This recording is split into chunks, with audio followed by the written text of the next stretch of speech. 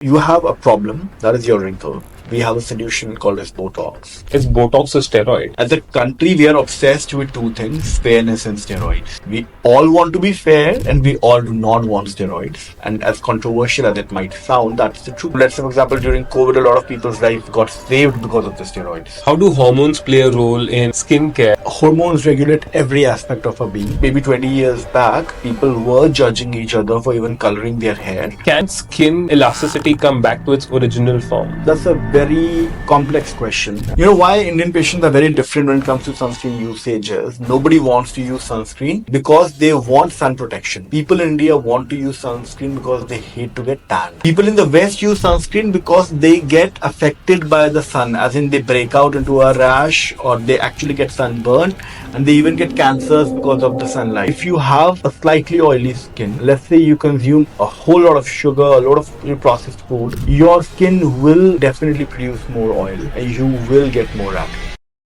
Hi guys, this is my first episode and I have an amazing guest for you tonight. I started my career with him and it was his first research project as well. I'm very excited for all of you to meet Dr. Ishad Aggarwal. He completed his MD in Dermatology from the prestigious IPgMer Kolkata. He's worked at several hospitals and clinics, but his main interest lies in cosmetic dermatology, research and biologics. He's a trainer for Galderma and Allergen and he conducts trainings for injectables across the country. So this podcast really opened my mind about skincare, acne, Botox, hormones and supplementation. I really hope you enjoy this episode. I also need feedback from you guys. I want to improve as I move along. So please like, share, subscribe, and comment below. This podcast is sponsored by Decode Age. Decode Age is India's first longevity research company aiming to increase the health span of people. Now, the supplements and tests are based on the latest scientific breakthroughs in the fields of longevity and aging sciences. The supplements that they provide target the biological mechanisms that cause aging. For example, as we age, the NAD plus levels in our body decline, leading to mitochondrial dysfunction and genomic instability, two main reasons for biological aging. Now, by supplementing with Decode Age's MNN, one can replenish the NAD plus levels in the body and tackle aging at a very cellular level. Now, there are numerous clinical trials and experiments indicating that NMN increases the health span of individuals who consume it. I take it myself and it feels amazing. Apart from NMN, Decode Age offers other longevity supplements like spermidine, CA-AKG, fisetin, and trans-resveratrol. If you want to start your healthy aging journey, then Decode Age is your go-to. Please visit decodeage.com and use my coupon code to get a discount. Have fun, guys.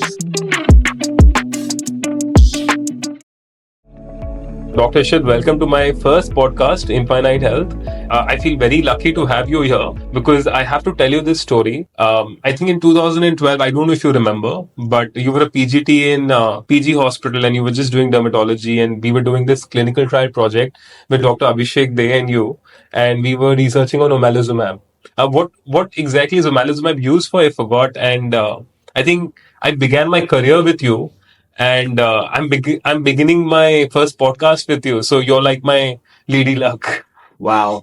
I think that was urticaria trial. And I Yeah, remember, right. yes, I remember it distinctly because that was my first clinical trial as well. And I think congratulations are in order. You're starting a new journey, second innings to your career, if I may say Absolutely. so. Thank you so much. So wonderful. I'm so excited to talk to you about today, everything about dermatology. So basically, I really want to understand in depth. So let me explain the theme of the podcast to you. I mean, one of my reasons to start this podcast is because I'm really obsessed with how to approach health, in the sense that, I always felt very lost when I wanted to transform my health. Like, mental health is an aspect, skin is an aspect, weight loss is an aspect, and skin is such a huge aspect. And I always felt very lost. So, for all the people who are listening to this podcast today, I want them to get a sort of tutorial of what should one do when they're trying to approach their skin health, because everyone is so conscious about their skin today. I mean, not just today, and how important a role that plays in one's health. So, before we even start these list of questions that I have, I mean, the first thing that I really want to ask you is, I mean, why dermatology? Like when you were a PGT, when you did your MBBS, I mean, was there a specific reason you chose dermatology or it was just in general? All right. Listen, first things first. You represent when you say that you're feeling lost, when you're trying to do a makeover in life, be it your health, be it your physical being, be it your mental being, and be even how you look, how your skin health is. You represent countless of people across the world. And you are in your 30s right now, right? I have had patients who are in their 40s, who are in their 50s, and sometimes even in their 60s. I mean, my oldest patient is about 78 years old, who's wanting to do something to look better. So age is not a number. Neither is where you are in your life. It's just one fine day when you look into the mirror and you want to do something about how you look.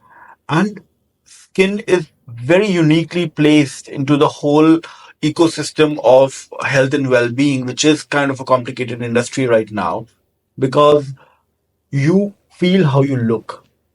Absolutely. And what people see for the first time when they look at you, barring from maybe your eyes or your face, is also your skin quality. So when I tell people, it's not about having the perfect jawline. It's not about having the best of the hair or the best of the features, but something which is universal in its appeal is skin quality. And therefore it's essential for one person who's looking to transform their life to have the best skin quality they can have. Coming to your second question, why dermatology? I think it was fluke for me. I'll be very honest here. I had wanted to become a surgeon at a point. I did take up general surgery for a couple of months, hated it. I could not put in that kind of work, that kind of. I felt I would not do it justice. Incidentally, I happened to go to a dermatology, rotation that day. Right. I was very frustrated. I hadn't probably slept in 2 days. And as I looked into my dermatology colleagues, they were like, shining beacons, smiling, waving. And I was like, this is what I want to do for the rest of my life. So Wow. it was just like one day I was in that dermatology unit and I instantly knew this is what I wanted for my life. So it was almost like it was meant to be for you. Yeah. I mean, if Yeah. you believe in that. Yeah, even if I think if I would have continued on surgery, I would have been a plastic surgeon and still be doing the similar The things same that cosmetic yeah, dermatology. I would have been doing now. So yeah. But this is something I really love asking doctors because whenever I meet new doctors for my projects, uh, is there a bizarre case that you've seen in your life where you felt so challenged and you were like, my education hasn't taught me this? Or like somewhere you were really challenged as a doctor and said, like, what the hell is this? And something like that. Listen, I'm going to let in your secret today. I don't think, and this is not just like I have countless incidents to think of when I tell myself, okay, my medical education did not teach me this. Um, because what medical education in India currently does is it does equip you with a set of principles, common cases, etc., etc., etc. But when a human being comes to you, they do come with a lot of baggage, which is non-medical as well. And our education does not teach us to deal with that baggage, especially in my field. At times, people do come with very bizarre requests. Initially, when I was starting out, I used to be baffled by those kind of requests. I mean, I was like, why would they even want to do something like that? Now, when I have, had the fortune to interact with such people, more and more people, I understand their backgrounds, their stories. So yeah, I'm more prepared. But yeah, definitely, so many cases where I feel my medical education did not train me enough. And I guess also you're judging people less because, I mean, we all come with a set of preconceived notions, right? I think I was never very judgmental, to be very honest. So I think that is one reason I clicked. This whole cosmetic dermatology kind of clicked for Meant me for you, because yeah. I was never judgmental to begin with. But I do understand what you're saying. Doctors in general, I feel, are very closed in their approach towards people. We have a preconceived notions. Because I can imagine that if a patient comes to you and says that, sir, I want to do this or I want to get this done, that there are so many doctors who might be like, why do you want to get this done? Or is that something you. Yeah, so I've had so many people wanting to get, say, a wrinkle reduction. I'm going to talk about something very simple. Let's say they are bothered by their wrinkles and they've gone to XYZ doctors. For example, they went for a consult for a fungal infection and just out of curiosity, they've asked the dermatologist if They could do something for their wrinkles, and they've been shunned away. Scolded also to a point that why are you even bothered about something like this? This is normal. This is natural. So what I feel is that we don't know what does that wrinkle do to that person. I mean, to the same extent, would you want to, scold somebody for wanting to color their hair? Well, That's a good way. That's a good way to put it. Yeah, and this is what I tell my patients as well. When I tell them this is you have a problem, that is your wrinkle. We have a solution called as Botox, and they're like, no, no, no, we do not want it. So I tell them, listen, did you maybe 20 years back, people were judging each other for even coloring their hair.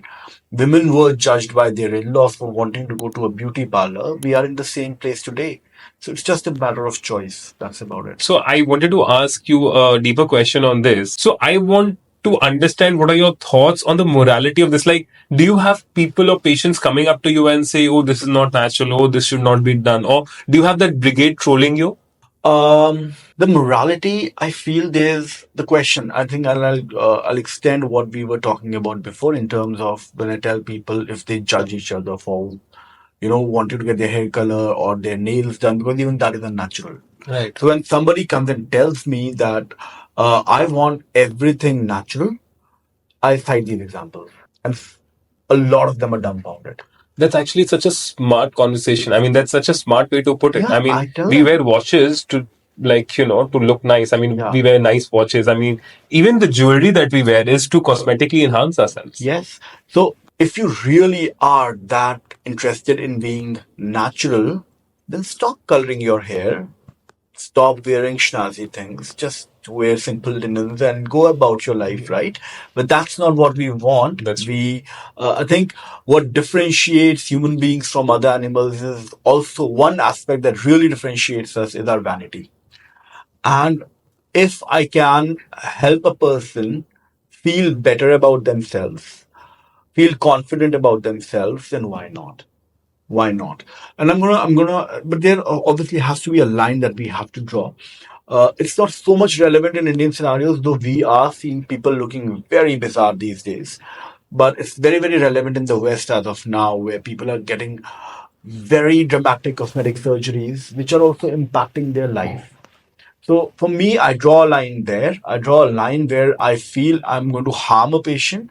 Yes, I draw a line there. So I wanted to ask you a deeper question on Botox. I mean, I have a very rough or basic idea of what Botox is, but for all our listeners, what exactly is Botox and what does it do to your skin? Okay, so let me first tell people not everything that is being done on a person's face is Botox. The issue is that early 90s, when the Hollywood, that's where the misconception about Botox actually started, where a couple of people got some Botox done and few media people picked it up. And then they branded anything cosmetic done on a person's face to be Botox. For example, they'll go and say that, oh, she's got Botox on her lips, but who does Botox on their lips? They'll go and say they've got Botox all over the body. That's not even possible. Let's understand Botox A is a brand name. B, it is a medicine called as botulinum toxin, which was initially devised for correction of, lazy eye and stuff like that. It was never in cosmetic dermatology. So for people who have strabismus, some, eye doctors were injecting Botox there. Consequently, they found out that the wrinkles were also reduced. And that's how we started it. So for everybody who's listening, Botox is only meant for your wrinkles. It cannot be injected inside the lips to give it a plumping. It is definitely not injected on the entire body.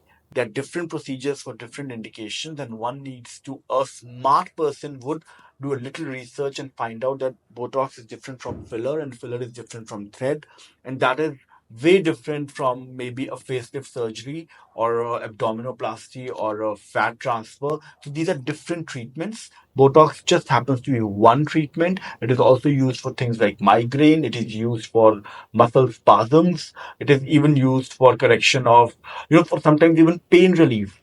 So it's just a medicine. How we use it would dictate how the effects would be. So I think a very common, like while we were doing research, I think a very common question that comes up is that is Botox a steroid? Wow, I think I mean, that's a maybe it's a misconception. listen, on a day-to-day basis, when I prescribe products, I think as a country, we are obsessed with two things: fairness and steroids. Right. We all want to be fair, and we all do not want steroids. And as controversial as it might sound, that's the truth. That's the blatant truth of it all. Funnily, we're also a country where steroids are the most abused things. Right. So, for example, let's say somebody has a rash, somebody has a fungal infection. The common thing that anybody, and I'm not even talking about, I'm going to cut across the boundaries of affordability and non affordability here, because people just go to a chemist, they show the rash, and the chemist hands you a tube. That tube contains a mixture of steroid, fungus, antifungals, and antibiotic. And people keep on using that for years. But when they come to a dermatologist, the first question they ask is it a steroid? Whatever you're prescribing is a steroid. But with their own will, they've been using steroids for years altogether before they even come to us. So steroid is a medicine. It is to be used when it is saving, let's say, for example, during COVID, a lot of people's life got saved because of the steroids. If you have an acute emergency, a steroid is very beneficial to you. But coming to your question, Botox is not a steroid. Minoxidil is not a steroid. Isotretinoin is not a steroid. Itraconazole is not a steroid. I can just keep on recounting names of things that we prescribe on a day-to-day basis, which we get asked if it's a steroid or not. Another drug, like since you mentioned this, another drug I really want to talk about is isotretinoin. Because this is, I mean, I have so many friends, female friends, who've taken this at some point in their life just to break the acne out. And, it's something that affects you emotionally as well. It also has side effects. I mean, would you still recommend it on a regular basis? So, if you Google isotretinoin, you would see such dramatic views, such dramatic opinions about side effects and whatnot. Yeah, there are side effects. I'm not going to deny that. When I prescribe isotretinoin, is not a drug that I prescribe very casually. Just somebody comes with an acne, I'm not going to give them isotretinoin. But for example, somebody has such devastatingly severe acne that they are even afraid to step out. The antibiotics are not helping, the topicals are not helping. Yes, I will want to give them isotretinoin to improve the quality of their life, because that's the one thing that will work on severe acne. Like no other drug. But when I counsel a patient about isotretinoin, I do ask them about their mental well-being. I do tell them to report immediately if they feel they're out of the blue, they are feeling very withdrawn and depressed. If they're having joint pains, the list can go on and on and on. I definitely make them aware about it. So if used judiciously, isotretinoin in severe cases of acne, it's a blessing. So I want to give you a few case scenarios, Yeah. because I wanted to understand what general skin health should be like. So what I mean is that if I'm someone, say, starting out, I'm 20, I just passed out of college, and I come to you and I say that, I want to maintain my skin, or I want to keep my skin healthy, then where do I start? In the sense, like how do you measure is there a skin type? And how do you measure my skin type? Because I've gone to Kiehl's, and where they put some machine on my skin and they do a measurement of the hydration levels and a skin type. Is there a skin type? Right. There are skin types, not that they're not, but it's not necessary that your skin type is going to remain constant, right? Skin is the largest organ of our body, which means it is also subject to a lot of um, issues like the environment, like your lifestyle, your hormones, and everything will have an impact upon it, all right? So, for example, if you have a slightly oily skin, let's say you consume a whole lot of sugar, a lot of processed food, your skin will definitely produce more oil and you will get more acne because the hormonal upsets that your body undergoes. But for example, if you have a combination skin, some areas are dry and some areas are oily, and let's say you go to a very dry place like Delhi, you are going to face a lot of, you might feel your skin has become very, very dry. So there are skin types, but you have to also consider the seasons, your travels, your vacations, your indoor time, how much time do you spend in an AC. So when I give a skincare routine to a person, these are the kind of questions I first ask. I want to look into that person's life as a whole and then decide what skincare they are going to be given. Along with the habitat they're living in, Of it's a course, dry state or it's a people want. I'm going to tell you, they might come and tell you, they list out their concerns and they might give me some 10 concerns that they want. And then I start writing their products, and they're like, no, we can't do this because I'm constantly traveling. No, I can't do this because I have to put makeup. No, I can't do this. So, and then there'll be multiple restrictions. Sometimes they even tell I can't use this product because this is non-vegan. This is not cruelty tested. So there are all kinds of scenarios that we have to deal with when we want to give somebody a skincare routine. So somebody who's very busy in their life cannot do 10 to 20 products. Somebody will not do it just because they are lazy. And there are people who actually come and told me this, I'm very lazy as a human being. I cannot do all of this. Right. So, just delving deeper into this skin Yeah. type question, it's something I've always wondered. I mean, the cosmetic industry has created this division between body wash and face wash. Yeah. I mean, I'm just like, as a very lay person, and I have absolutely no idea on this issue. I mean, that is one of the reasons why I asked you skin Yeah. type. Is facial skin different to your normal skin? Because if I use my body wash on my face or if I use my face wash on my body, is that going to make a difference? For example, somebody who does not have issues on their face, you know, there's no specific concern. They do not have a sensitive skin type. They don't have acne on their face. They just are very regular, like no issues per se. Yeah, you can use your body wash on your face as well, right? But if you have issues or if you're looking for specific concerns, ideally your face wash should be different from your body because the thickness of the skin is different. The the flora, there are a lot of bacteria, good bacteria that reside on our skin. They're literally different from your on your face compared to your body. The number of glands, sweat glands, oil glands are different from your face compared to your body. So definitely the cleanser should be different from what you use on your Use on your body. body. But I get a lot of these guys who come, fantastic skin. They've been using a particular soap, which I'm not going to be naming, right from their body to their Right. face, and doesn't make a difference. They're looking good. Their skin is absolutely nice. So yeah, it really depends on where you're starting from. Also, how's your inherent skin type? Right. What are your issues? But that's a very good advice because this is a common misconception that I think a lot of people have in terms of skin. Yeah, but I think predominantly now most people are aware that thanks to so much of rampant marketing that have been, you were talking about being millennials. Even in the 90s, there used to be ads for face wash. The whole trend of having a different thing from your face compared to your body. So, but what are the most common misconceptions that you get from your patients? I mean, what are some very common misconceptions specifically in Calcutta or specifically in India, Indian patients that you know? I mean, So what are the I think one of the biggest things that people come across and tell me is I'm taking fantastic care of my skin, and yet I have issues. And when I look into what is the fantastic care they've been doing, they say we put curd on a daily basis, banana on a daily basis, lemon, you name it. According to them, that is taking exceptional care for their skin.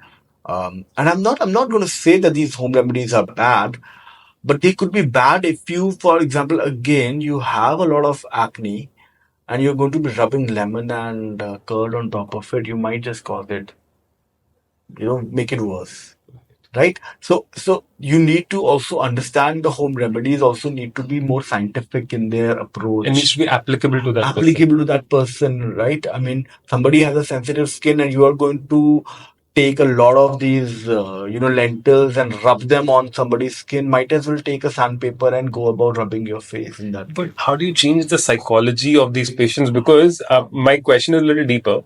It's I always feel that every doctor or healthcare professional has a certain level of deception. Like by deception, I don't mean it in a bad way. I mean, if a patient comes and I can see that, it's not something that he'll understand with me saying it. I need him to understand himself. So I'll be like, oh, you start with this and then we'll go to the next step. I mean, is there a level of deception or I don't mean deception in a bad way, or do you feel like all the information on the table, here's the information and now you choose? I think I'm a more direct person. I think my patients would also agree, and some of them might hate me for that also. They've come and told me, oh, you are a very direct doctor. I am blunt to the point where at times they might even feel slightly offended. Because if I feel as a doctor, my primary responsibility, and even though I am into cosmetic dermatology, where it should all be Fancy and glamorous. fancy and glamorous, and I need to pamper people. No, I draw a line. Again, I'm not a beauty parlor. I do not own a beauty parlor. I'm not owning a spa. At the end of the day, yes, I'm going to be soft with you because you are a client. You do not have a major concern that ways. But you are here for your betterment. And if I feel something that you are doing which is wrong for you, maybe it is a hard-wired misconception. I am going to make it my point to point it out to you. You might not like it. That's a different story altogether. But yeah, I think eventually people do come around when they feel that more than how you put it in terms of deception or not. I think the intent needs to be right. And that's where the difference is. Why do you pick a doctor and why you do not pick a doctor? I think it's the intent. Also, I'm giving that much of time. When I'm breaking that misconception, I'm actually devoting that extra 5 minutes. So most people, most sensible people come around. So, my next question to you is on acne. I mean, how do you approach acne? I mean, because I think acne is something that affects teenagers and also adults. Yeah, I think you've put it in the right sense. Acne is our bread and butter. And acne is no longer a teenage problem anymore. And it's surprising because people come and tell, I never had acne in my life when I was a teenager, and I'm now 40, and suddenly I'm having a lot of acne. And when we approach acne now, for me, my standard prescription, I wish I could share that with you. The first thing is dietary modifications. Cut down on the sugar, cut down the dairy altogether, and cut down processed foods. Three things which I feel if you have acne at any age in your life should be off, completely off. Okay. Uh, if you have a lot of, also you need to approach acne in terms of where it is forming. For example, if you have back acne, for example, you need to cut down on whey protein completely. Oh, cut down on Yeah, whey protein. whey protein is a big trigger. It's a big back acne trigger. So similarly, when it comes, then comes your lifestyle correction. For example, somebody who's putting a lot of makeup, and they're not washing the makeup or they're not cleaning their makeup brushes, their sponges, that needs to be addressed.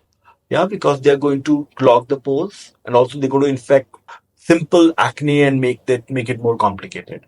So acne management starts from your dietary corrections to your lifestyle correction, and then comes the third part, which is your skincare routine.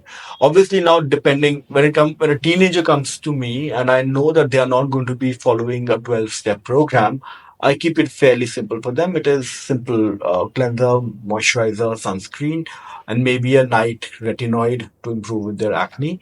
For most people listening to the podcast, if you have been prescribed a night acne medication by any dermatologist across the globe, and if they haven't had the time to talk to you about its application procedure, what I would recommend is please go slow. Reduce the contact time in the beginning.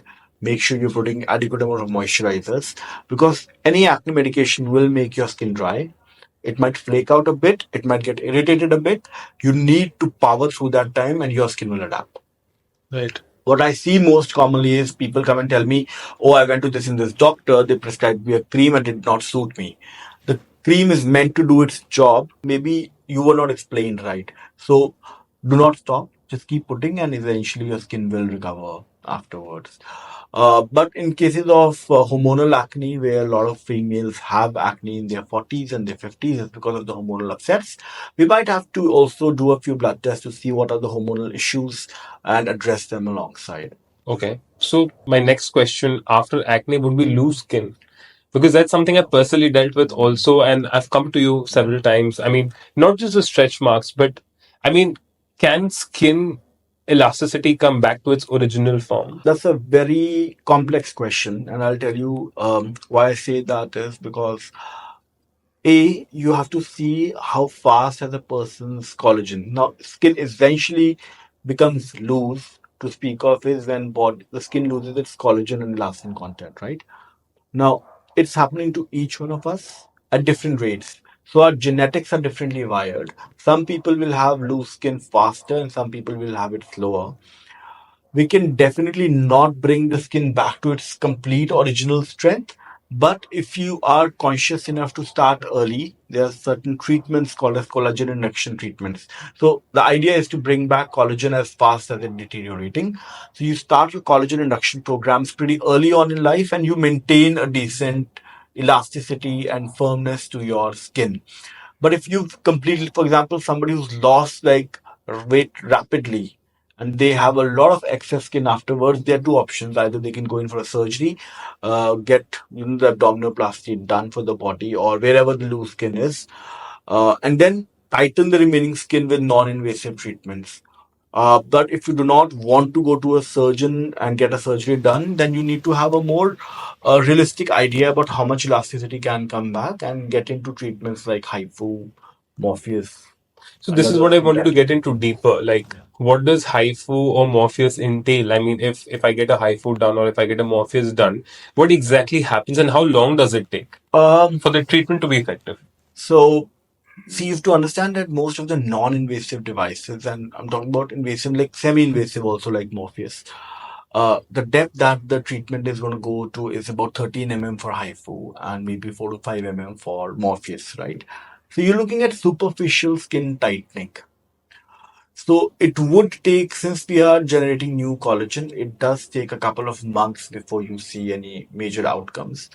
And also, you have to be sure that you're supplementing your diet with enough proteins for that protein synthesis and collagen induction to happen.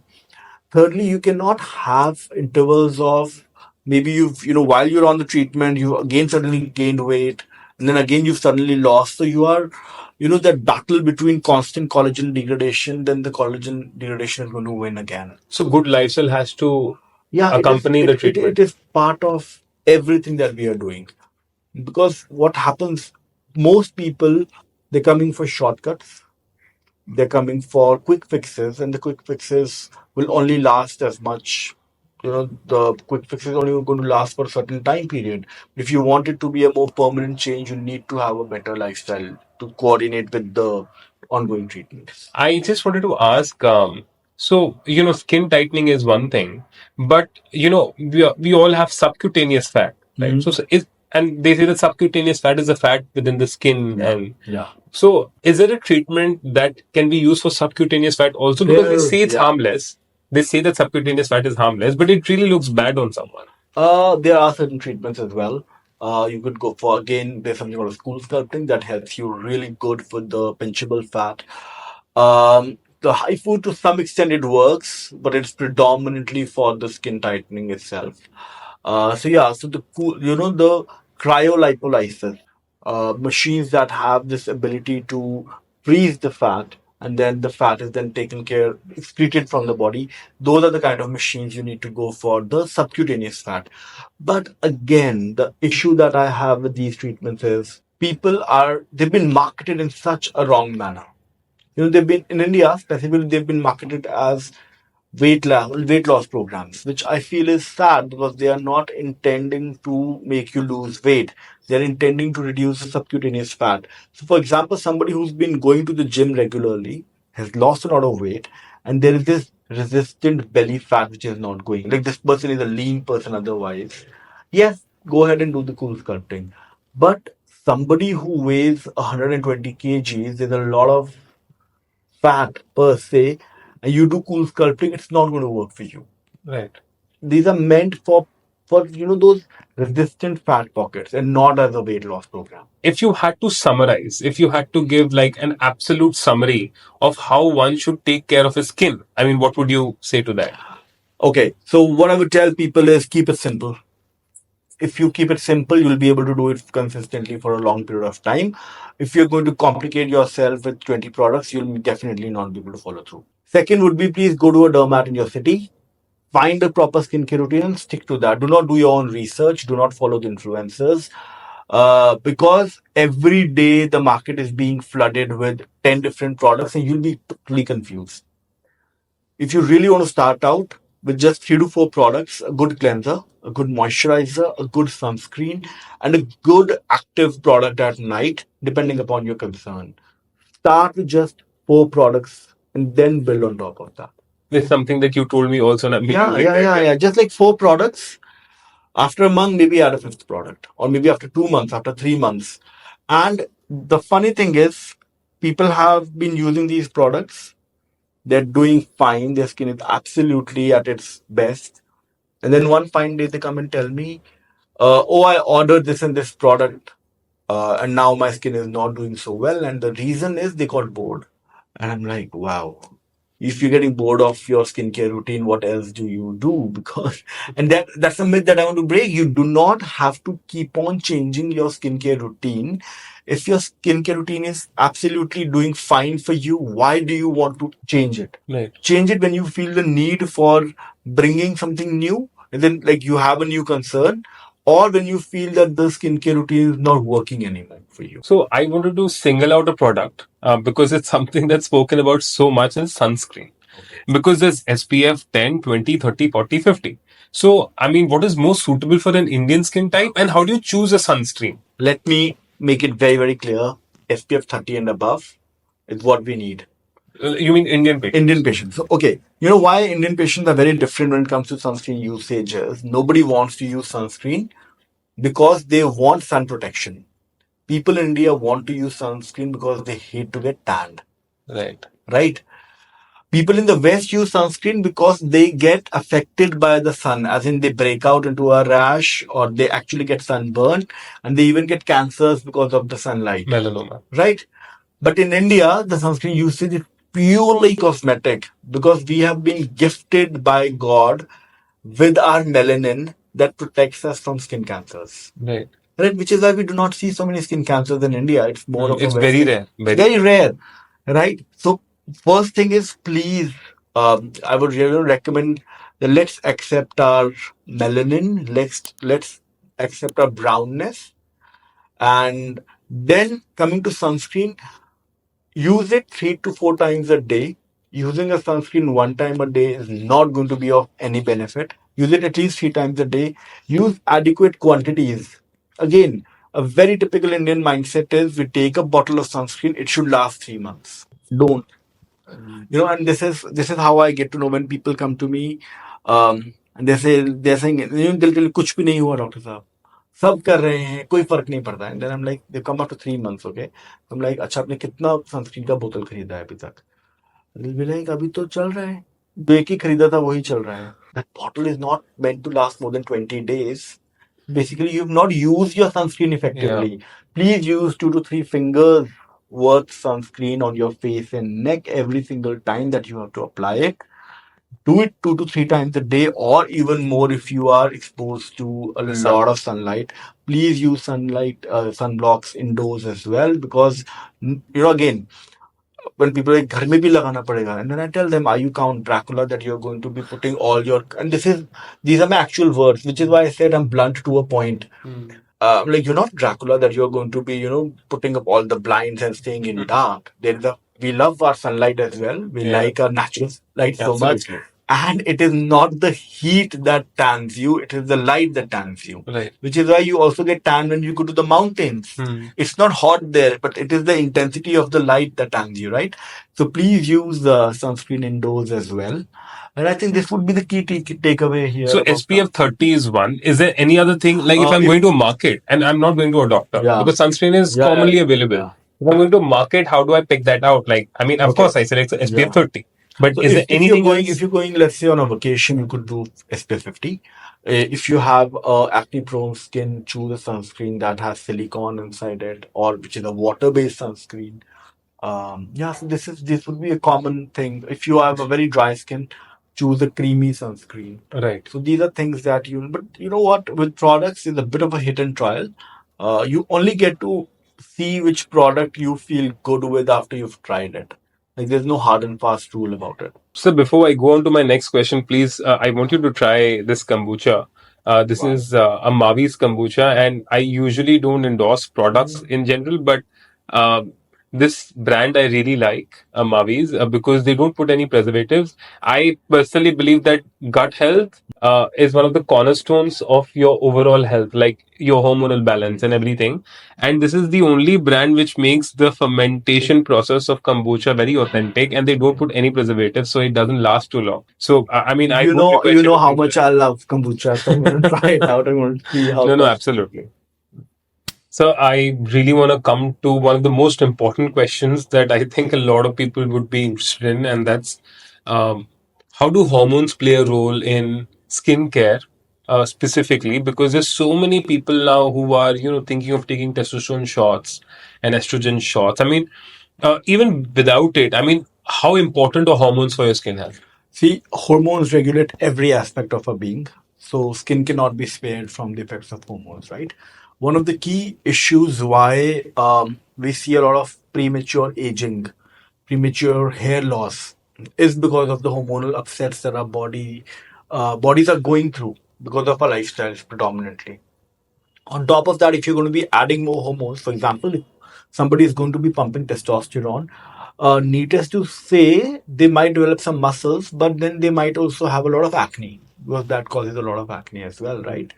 So similarly, we can go on and on about side effects of taking excess hormones, and at the same time, how a diseased hormonal body, for example, somebody with hypothyroidism, somebody with insulin resistance, all of these things have predominant impact upon the skin. Therefore, getting our hormones right is one of the most pivotal things that we should be doing if we want to have good skin health. I think hormones is something that we can have a whole podcast on. I think. Yeah, I think we are just being directed by our hormones right now as we speak. Everything is hormones. So yeah, Right, absolutely. And I will call you for another for podcast sure, just for for sure, acne and hormones. 100%. But I just want to move on quickly to another question that I have on supplements. I think there's such a divided view that people have on supplements. I mean, there's a group of people who are into biohacking and supplements, and I'm one of them. So, we get into the supplements, and because we understand that food can't provide you all the nutrients and everything. What are your views on supplements? A and B. What are the supplements you would recommend for good skin? Even doctors, we are divided upon supplements. People like me, I do believe a lot in supplements because I do see such a fantastic change in my patients when I give them supplements. So the common supplements that I do give them is glutathione. It's a great antioxidant, protects you from a lot of sun damage. Vitamin C, again, great, antioxidant. It also helps you fight pigmentation. Collagen by itself, and now there are actual good quality data and good research that says Absolutely. taking oral collagen is going to make your skin more shinier, more supple, more plump, and that's what we all want. So collagen, glutathione, vitamin C, lycopene, these are the common supplements I'd That you give. would recommend for Yeah, yeah, skin? for sure. Because I would love to do another podcast on collagen. Oh, sorry, I mean supplements as Yeah, well. yeah, yeah, we'll talk all about IV drips as well. That's Absolutely, because doing such like a such a fantastic. wonderful job. Because I think that's basically the IV drips are detox with glutathione and vitamin C, right? There are lots, like I said, that can be different podcasts altogether. It's just that don't just go in for IV drip for the heck of it. Like understand what your body needs and then get like a customized Would IV you call drip. that biohacking in some way? Yeah, why not? Why not? To some extent, skin biohacking. If I There is a new AI model which has come up. I think we were discussing yeah. before, and that AI model is basically tells you that your biological age is how you look. Right. So, in that effect, I mean, what you are offering is Yeah. something that is making people anti age in some way. You know what? When we talk about anti-aging per se, fillers, Botox, these are not anti-aging treatments. These are patchworks. These are quick fixes. Somebody really wants to defy aging, supplementation, good lifestyle, getting collagen induction right at the right age. These would be properly anti-aging rather than just getting some injections done and reduce the wrinkles. So, for my closing section, for this podcast, I mean, my final question to you would be, I mean, who should come to you? I mean, what are the treatments that you offer? And why should a patient with what concerns, I mean, besides the Yeah. general dermatology, come to you? And what do you specialize in really? Okay, so you know what we cater to now, I can proudly say that in terms of treatments, we cater to from 60 to 16 to 60. That's the age bracket, right? For girls as young as 16 years of age, instead of getting their whiteheads and blackheads removed at a very low key place, they can get like a proper hydrofacial done, which is a very gentle treatment for these kind of concerns. Instead of getting waxing and suffering through hair ingrowths and waxing burns, just get laser hair removal done. For their acne, they can get a few peels done. For the spots and scars, young kids who have had a bad acne, they do suffer from a lot of scarring afterwards. And if these scars are addressed right in time, you get away with a lot of those issues of scarring if you start early rather than if you would do it maybe 10 years later. So, treatments like Morpheus 8, microneedling RF, and PRP for these kind of scars. For people in their 20s, for example, we would want to do again hydrofacials, laser hair removal, detan treatments, even, some laser toning treatments because of patchy, if they have a patchy, uneven skin tone. 30 onwards is when I would want people to begin their collagen induction. They could start with something as simple as non-invasive RF skin tightening. Again, microneedling RF would be a good fix there. And maybe late 30s to early 40s is when they could start thinking about some kind of invasive treatments like fillers, Botox, and whatnot.